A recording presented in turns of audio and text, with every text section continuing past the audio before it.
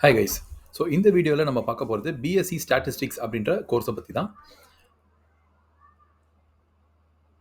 So normally நம்ம BCom பற்றி நிறைய தெரிஞ்சிருக்கோம். ஓகே, நம்ம ஃபேமஸ் அது. பிபிஏ கூட நமக்கு தெரிஞ்சிருக்கோம். ஆனால் பிஎஸ்சி ஸ்டாட்டிஸ்டிக்ஸ் அப்படின்ற கோர்ஸை பற்றி நமக்கு அவ்வளோவா நமக்கு தெரியாது. அண்ட் நம்ம என்ன நினச்சிருக்கோம்னு பார்த்தீங்கன்னா, இது பிஎஸ்சி ஸ்டாட்டிஸ்டிக்ஸ் ரொம்ப ஒரு பழைய கோர்ஸு. இதில் வந்து பார்த்தீங்கன்னா, இது படித்தா எந்த யூஸும் இல்லை அப்படின்ற மாதிரி நம்ம நினைக்கிறோம். ஆனால் அந்த மாதிரிலாம் இது கிடையாது. பிகாஸ் இப்போது கரண்ட்டாக ட்ரெண்டிங் பார்த்தீங்கன்னா வந்து பிஎஸ்சி மேத்தமெட்டிக்ஸும் பிஎஸ்சி ஸ்டாட்டிஸ்டிக்ஸும் தான். ஏன் இதுக்கு இப்போ கரண்ட்லி ட்ரெண்டில் இருக்குது? இது படித்தா என்ன வந்து பார்த்தீங்கன்னா huge opportunity. When compared to BCom or BBA, BSc statistics and BSc mathematics வந்து பார்த்தீங்கன்னா இப்போது ஹைலி டிமாண்டில் இருக்குது. ஓகே, ஸோ எதனால் இது அப்படின்றது இந்த வீடியோவில் பார்க்கலாம். ஸோ இந்த கோர்ஸ் வந்து பார்த்தீங்கன்னா bachelor of science in statistics அப்படின்ற நேமில் வருது.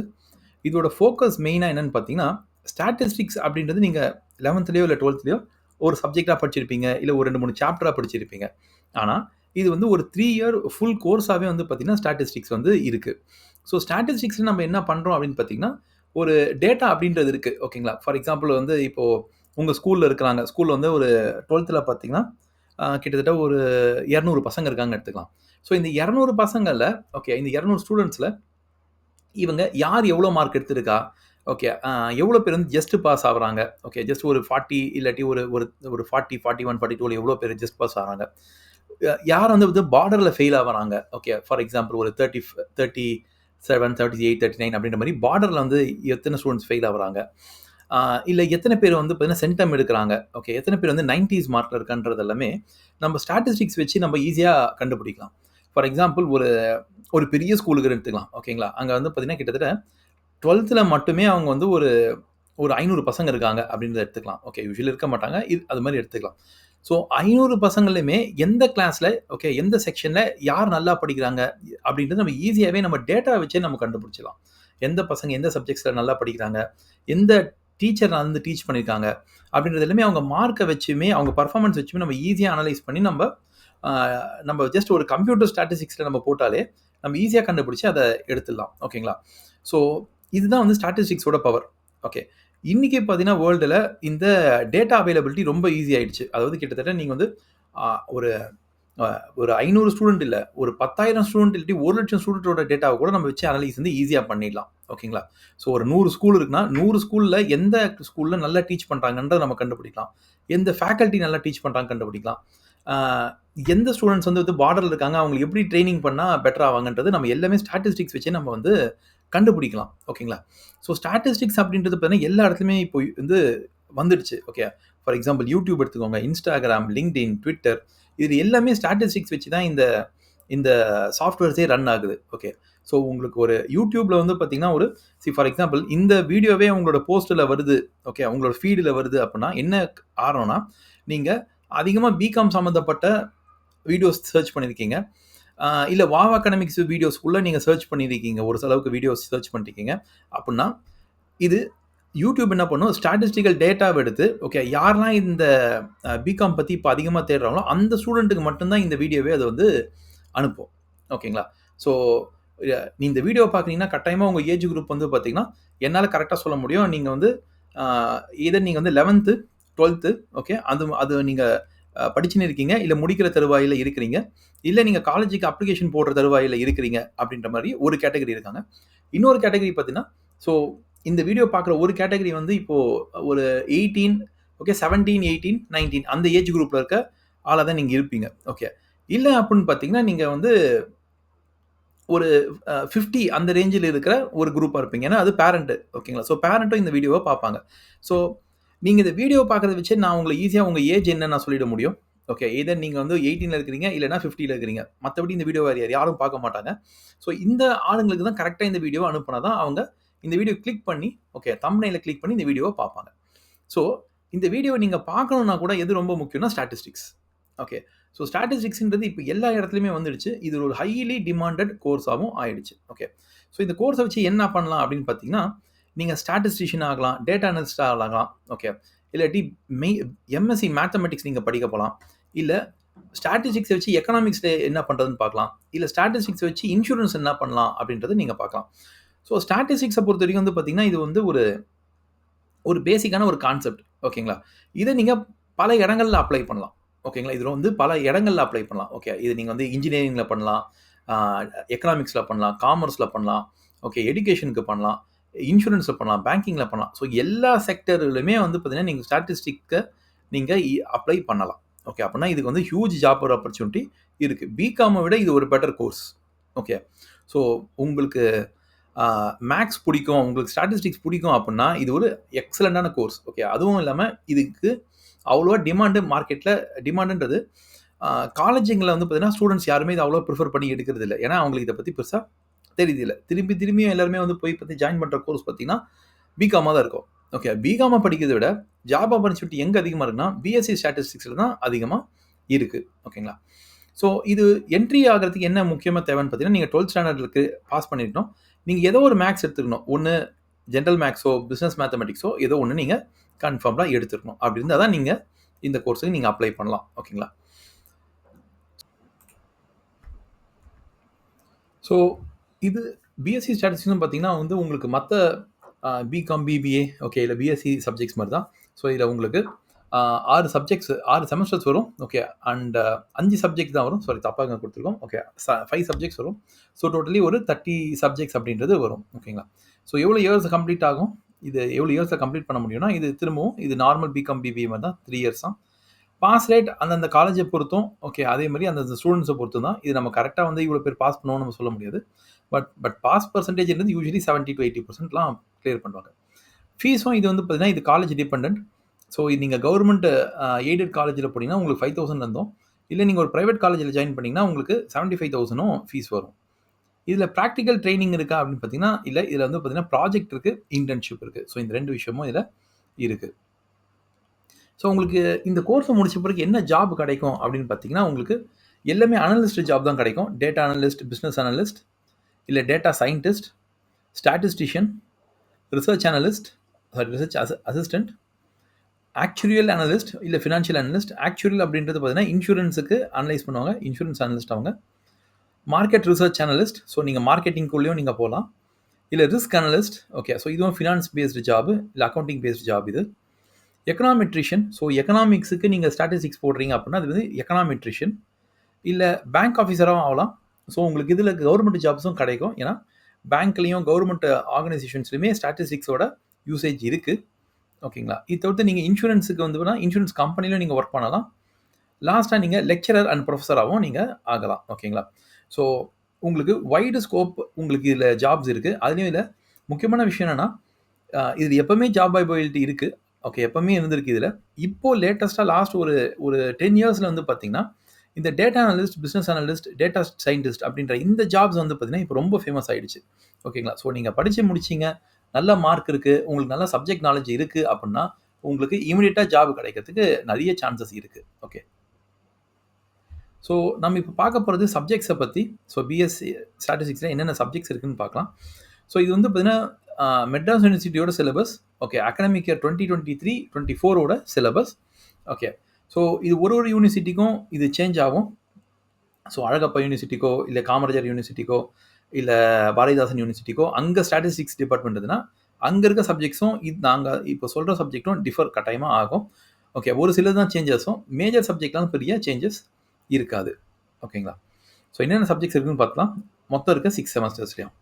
செமஸ்டர் 1ல பார்த்தீங்கன்னா, உங்களுக்கு language paper 1, English paper 1, descriptive statistics, probability theory, mathematics for statistics, MS Excel. Okay. இதுல இந்த ரெட் கலர்ல மார்க் பண்ணியிருக்கிறது கோர் பேப்பர். அதாவது இதுதான் வந்து பார்த்தீங்கன்னா, இந்த கோர்ஸோட இம்பார்ட்டன்டான பேப்பர் வந்து பார்த்தீங்கன்னா, இந்த ரெட் கலர்ல மார்க் பண்ணியிருக்கிறது. இது தவிர்த்து உங்களுக்கு பேசிக்ஸ் மேத்தமெட்டிக்ஸும் வந்துடுது. ஓகேங்களா? ஸோ இதில பார்த்தீங்கன்னா, உங்களுக்கு ஆ ஆக்சுவலி 7 சப்ஜெக்ட்ஸே ஆயிடுச்சு இதில. ஓகே.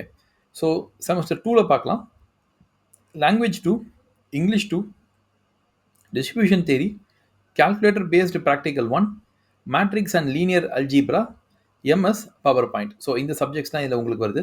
இதில் 2 கோர் சப்ஜெக்ட்ஸ் பார்த்தீங்கன்னா, உங்களுக்கு டிஸ்ட்ரிபியூஷன் தியரியும் கால்குலேட்டர் பேஸ்டு பிராக்டிகல் அப்படின்றது தான் உங்களோட கோர் பேப்பரா இருக்கு. ஓகே.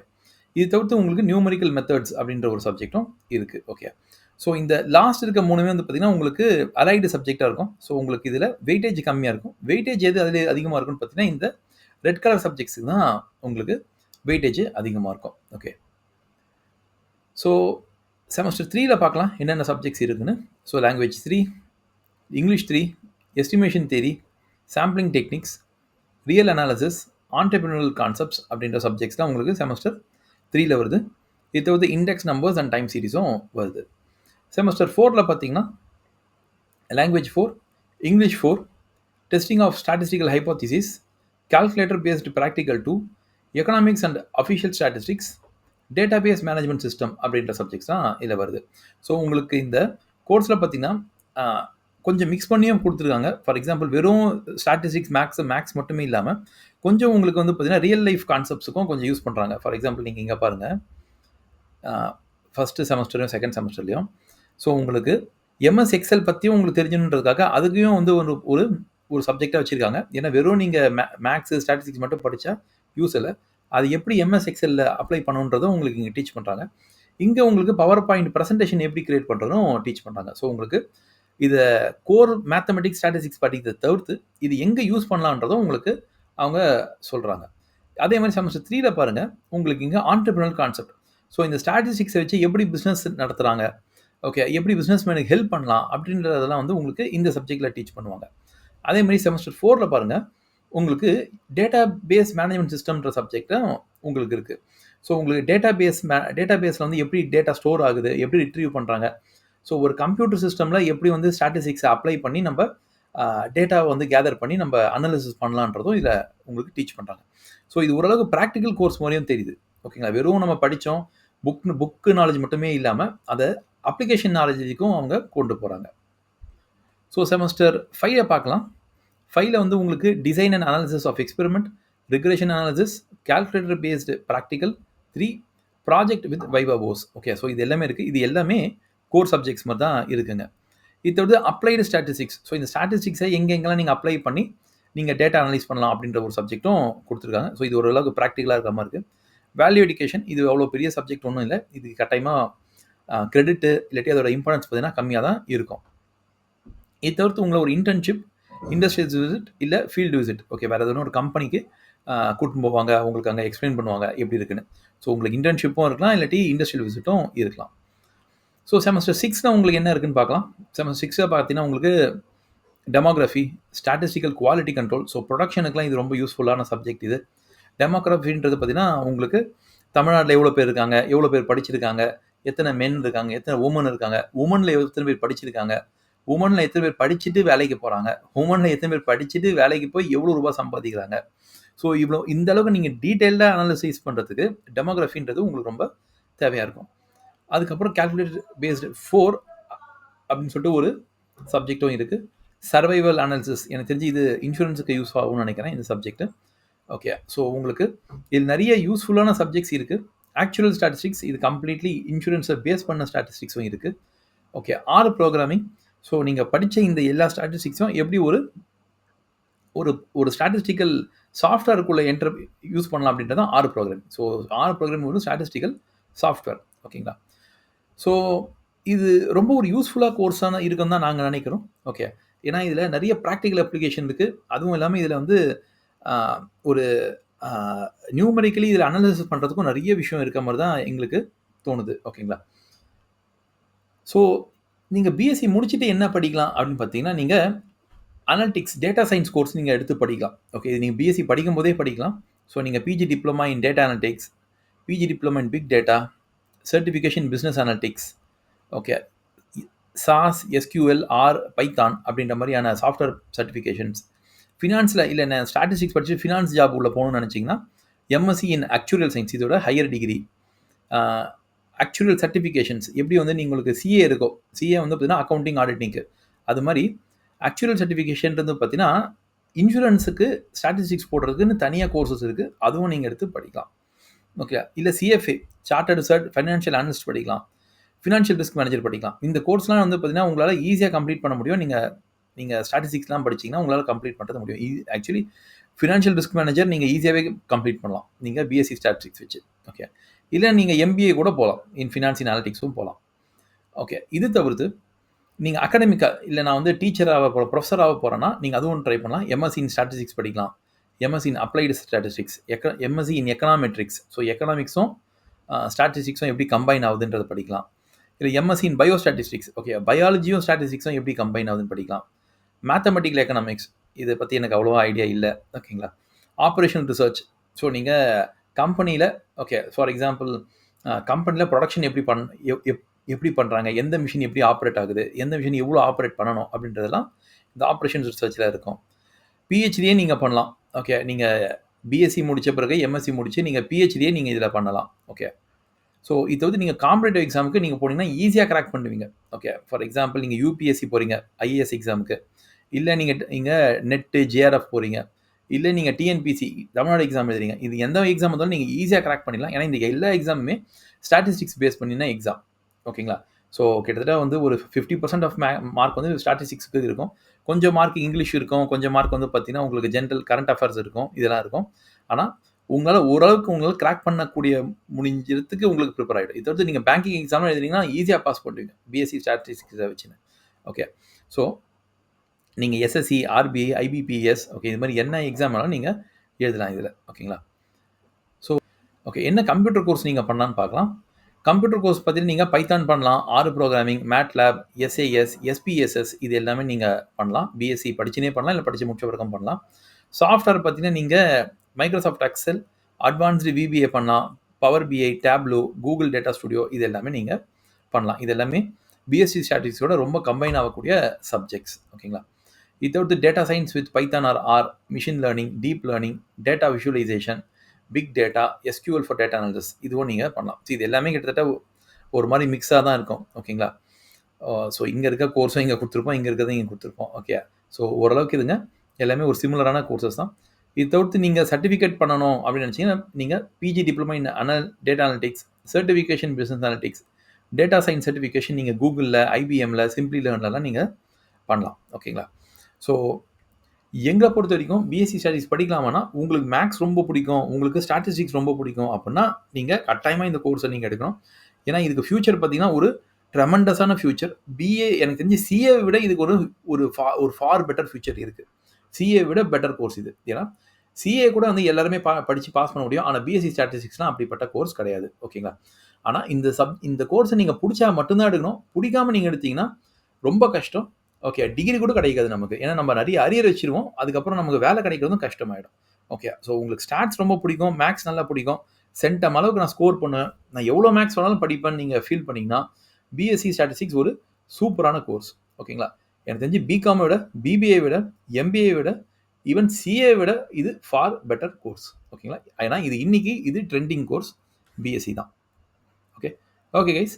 ஸோ இந்த வீடியோ உங்களுக்கு பிடிச்சிருந்தா லைக் பண்ணுங்கள், ஷேர் பண்ணுங்கள், கமெண்ட் பண்ணுங்கள். ஸோ இந்த கோர்ஸை பற்றி நீங்கள் என்ன நினைக்கிறீங்க, நான் இந்த கோர்ஸ் எடுப்பேன் அப்படின்னா yes I will do this அப்படின்னு போடுங்க.